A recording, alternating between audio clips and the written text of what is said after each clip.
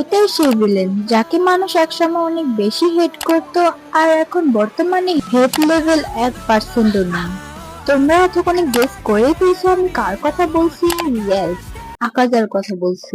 Demon Slayer movie trend শেষ হওয়ার পর, আমাদের প্রিয় রেঙ্গোকু মারা যাওয়ার পর, আমরা আকাজাকে অনেক বেশি হেট করতাম। পুরো ডিমন স্লেয়ার অ্যানিমেটার মধ্যে সব থেকে বেশি হেটেড ক্যারেক্টার ছিল আকাজা।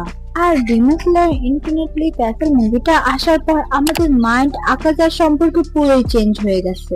আর আকাজাকে নিয়ে যে হেডটা ছিল, সেই হেডটা আমাদের মধ্যে 1% এখন নেই।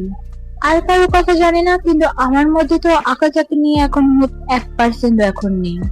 ডিমন স্লেয়ারের মধ্যে ও একমাত্র ডিমন যাকে কোনো হাসিরা মারেনি, সে নিজেকে নিজে শেষ করছে। আর এই বিষয়টাই ওকে আরো বেশি স্পেশাল করে তোলে। আর ওই সিনটা তো একদমই ভোলার মতো না, যখন ওর ভালোবাসাকে আর ওর টিচারকে মানুষগুলো বিষ দিয়ে মেরে ফেলে, আর ও কিভাবে প্রতিশোধ নেয়। যে ডিমন পাওয়ার ছাড়াও এতটা হিংস্রভাবে মানুষদেরকে মারতে পারে, সে ডিমন পাওয়ার পেলে কেমন করে সেটা তো আমাদের দেখা হয়েই গেছে।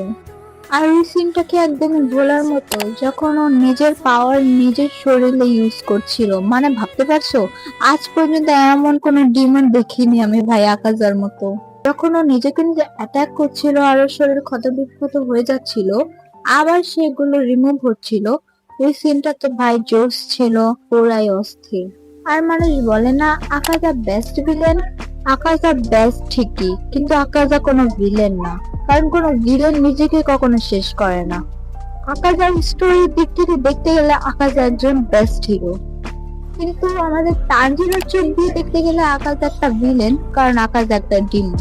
আর তুমি যদি বেস্ট ভিলেন দেখতে চাও তাহলে তুমি একে দেখতে পারো।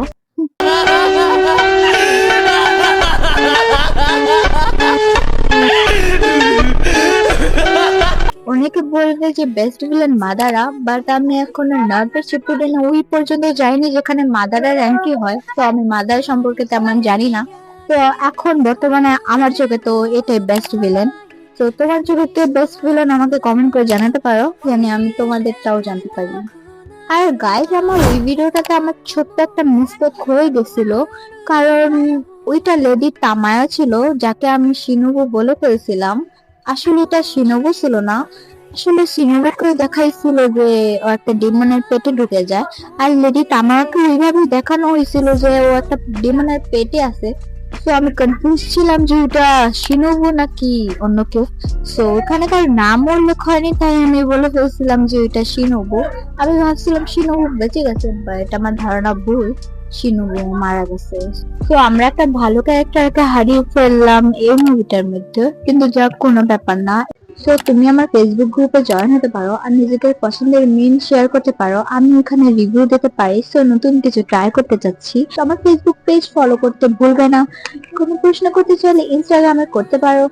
সো এখন আমার ভিডিওটা দেখার জন্য আরিগাতো, টাটা।